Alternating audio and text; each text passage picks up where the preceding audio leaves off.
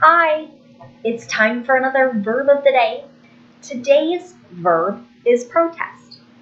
Now, if you're watching this and you have been in one of my classes previously, I think you know that I really try and bring into our classroom current events, things that are happening.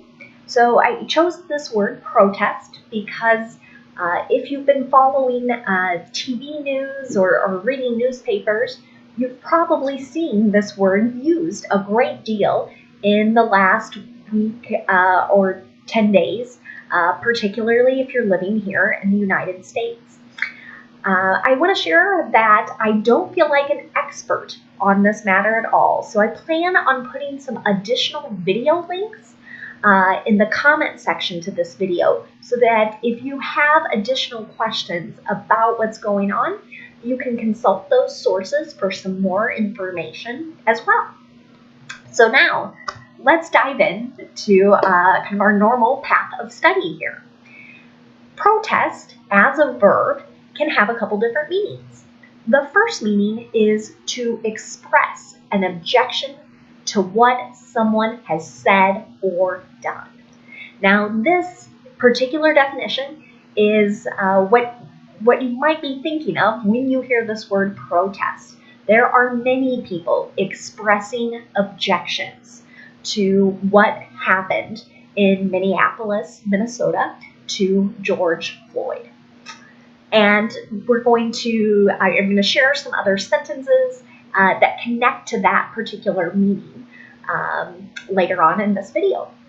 A secondary meaning for the verb protest is to declare something forcefully in the face of either a doubt that someone has expressed, that would be stated, or that is implied, so not expressly stated, or someone might declare something forcefully in response to an accusation.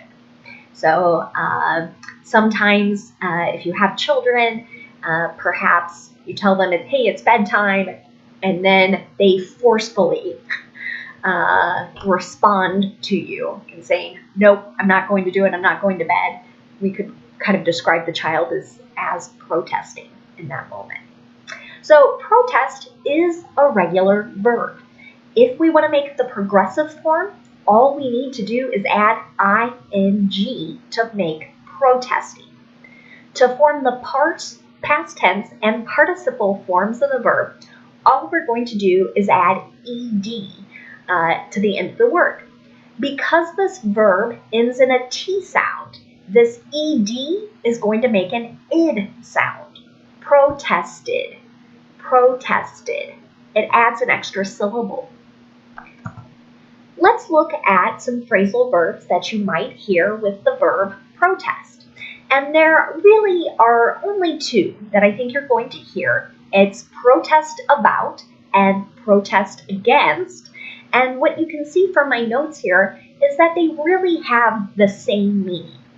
And that meaning is to show that you disagree with someone or with some policy, with some law, etc.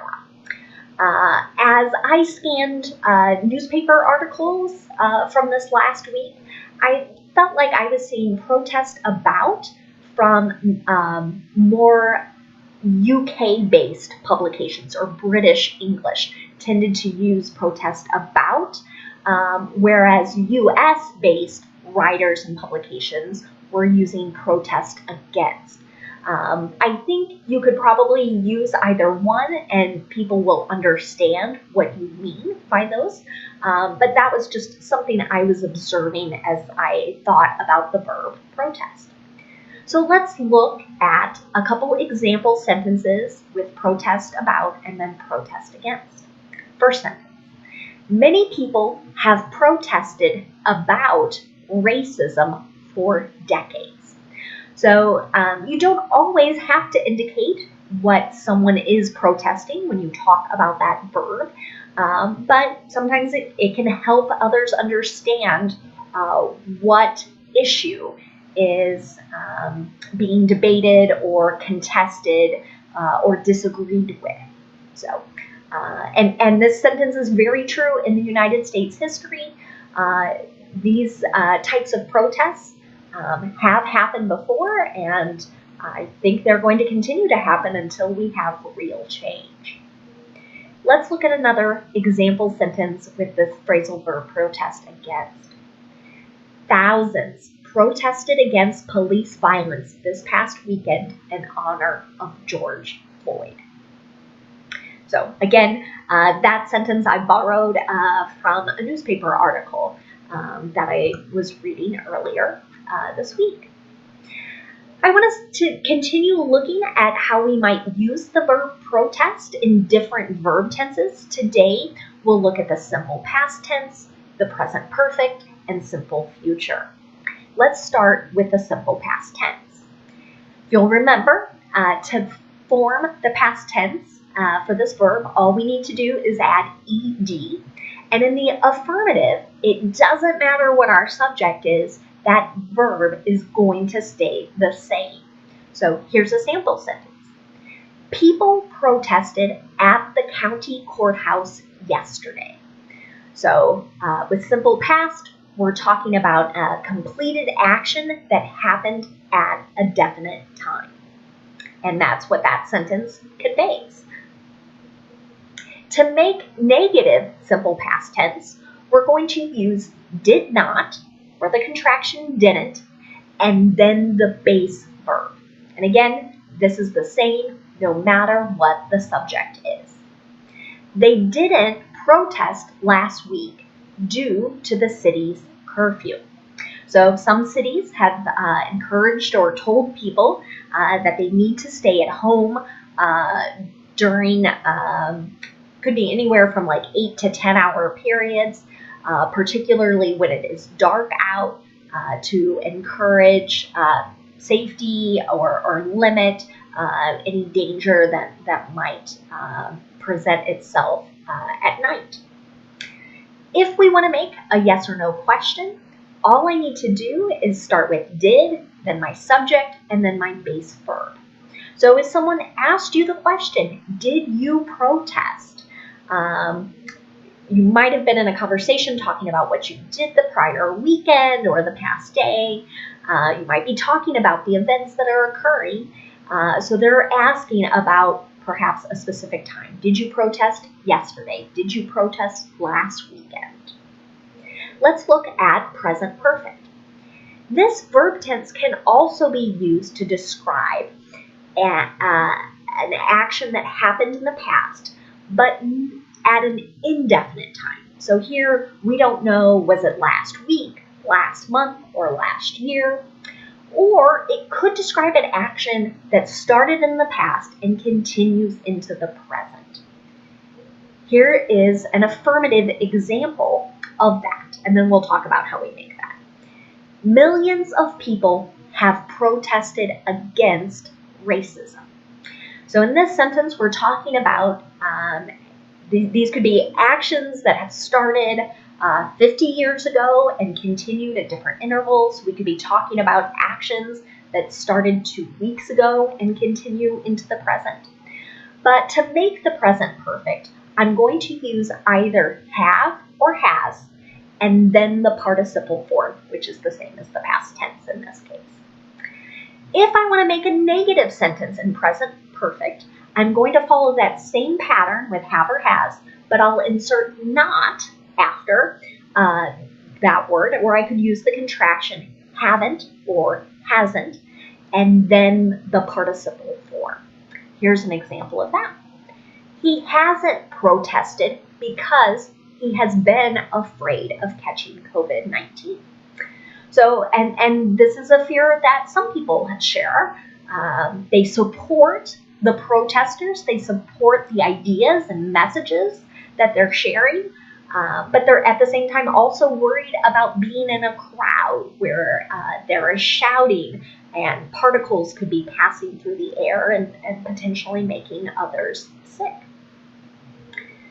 Let's look at making a yes or no question in the present perfect. To do this, we will start with have or has, then our subject, and then the participle form of the verb. So if someone asked you, have you protested? That could be at any point in your life. It just doesn't have to be in the last week or two. Let's look at simple future next. Okay? Today, we're going to focus on using be, going, to, and the base form to describe future actions. And we tend to use this be going to form when we want to talk about facts, make predictions, or discuss our plans. The form of be is going to change based on what the subject is. We'll use am, is, or are. Here's a sample sentence. People are going to protest tomorrow at the White House.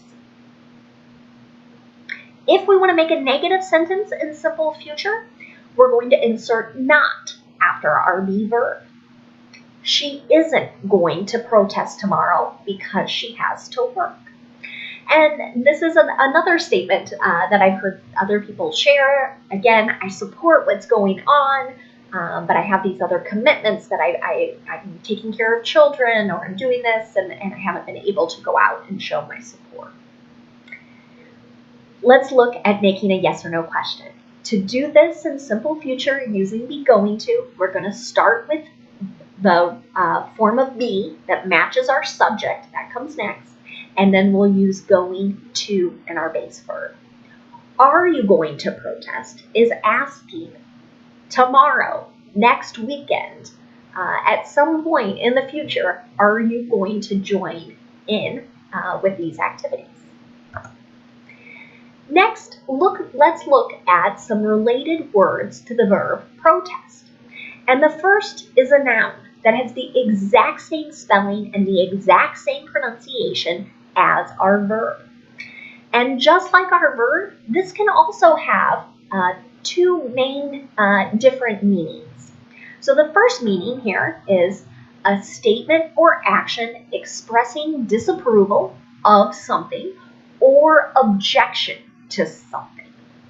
So I have an example sentence with this. They filed property tax protests last year. So if you own a house or a building of some kind in the United States, generally speaking, there is a property tax that one must pay. The government makes an estimate as to what the building is worth, and you pay the tax based on that. But some people look at that estimate and go, oh my gosh, no, that's way too high. This building is not worth this particular amount of money. And so somebody could protest it. They file a statement saying, I disagree. I object to what you have assigned as a particular value. The second meaning for protest as a noun is connected more likely to what you have heard and seen in the news. An organized public demonstration expressing strong objection to an official policy or course of action. So many students will ask, how will I know if it's a noun or a verb? And that's a great question. One clue could be what comes before the word. So if you see a or the before it, that's a good hint that it's a noun. And that's maybe a hint we can look at this particular example I've written. Will you attend the protest later today? So it's asking about a specific event, an organized demonstration. Another word you might hear in the news that's connected to this verb protest is protester. It is a noun, and it's a person who publicly shows a strong objection to something. So the people you have seen carrying signs, perhaps chanting, repeating certain words or phrases again and again. Many of them are described or categorized as protesters. Here's that word in a sentence. The protesters carried signs while they marched and chanted. The last thing I'm going to leave you with is a phrase that's connected to our verb of the day, protest. And this phrase is actually hundreds of years old. It comes from Shakespeare and his play Hamlet. There's a famous line that it doesn't make a lot of sense to English language learners right now. The line is, "Methinks the lady doth protest too much." And sometimes you might hear someone say it that way, but you might just hear someone suggest that somebody is protesting too much. And here, it doesn't mean that somebody is out in the streets or they've been there too long or they've been there too many days. What it means is someone is denying something and they're doing it very forcefully. And it kind of makes someone like they've denied something so strongly. It makes you kind of question, I don't know if they're telling the truth. They're just too passionate and too over the top in how they're denying this thing. So here's what I mean. Perhaps in an example, it will make a little more sense. Did you see how angry she got when we asked about the missing items? I think she protests too much. So in this example situation, someone may have said it very clearly. Did you take this particular thing that's missing? Maybe they said even more strongly, did you steal it, right? And someone get very angry, very insulted, and it goes back to this line of like, wait a second, you could just say, no, I didn't do it. And it seems less suspicious. Thank you so much for watching today's video. I hope you'll feel more comfortable using the verb protest as you talk about what's happening in the world. Again, I encourage you to look at some of the links I'll be sharing in the comments section that will refer to more information about some of the events that are taking place. I think some of the links I have will offer explanation in 8 different languages. If you are a parent and you're trying to figure out a way to talk to your children because maybe they're hearing something from their friends or seeing what's on TV because everyone's still at home, I'm also going to include a link to a particular online program that was done with children specifically in mind so that the language and the vocabulary is appropriate for children. Thanks so much for watching. I hope you have a great day.